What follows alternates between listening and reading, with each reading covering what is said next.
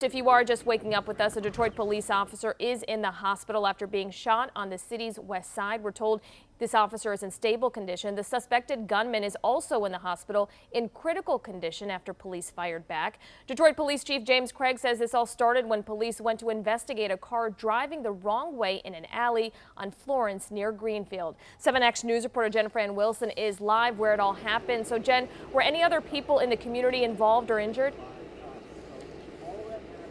You know what, Anu? There were a lot of other people around at that time. And in fact, police say that after the suspect was shot, he took off running. They followed a blood trail and found him inside a nearby home.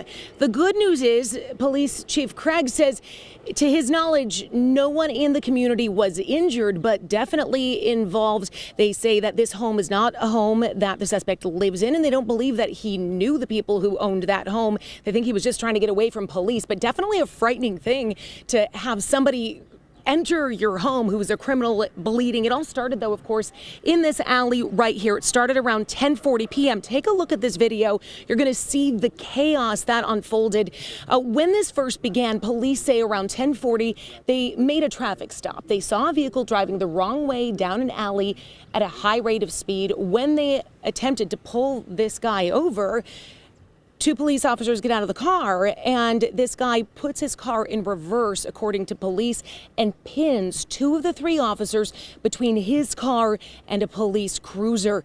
Now, it just escalated from there. Police say then the suspect got out, started firing, shooting at officers, hitting one of them in the torso. Officers fired back, but this guy, he just kept running. Because they were faced with an imminent threat to their life, they fired, and he was struck. He went in and broke into a residence, and he was arrested at that point. The officers followed a blood trail, the suspect blood trail, and they were able to identify and find him and arrest him. Well, at this point, we have 3 officers that were taken to the hospital, plus the suspect. Now, one of those officers we found out who was pinned, he was able to drive himself and the officer who was shot in the torso to the hospital, but still the extent of all the injuries are unclear, though. Police say that their 3 officers are expected to fully recover. The suspect is in critical condition, and the big question this morning is why? Why did he behave this way when police tried to pull him over? We had crime scene investigators out here until about 20 minutes ago or so, trying to collect the rest of the evidence and put together the pieces of this just crazy overnight experience. And officers say they are very grateful that things did not turn out any worse, for as chaotic as this all was.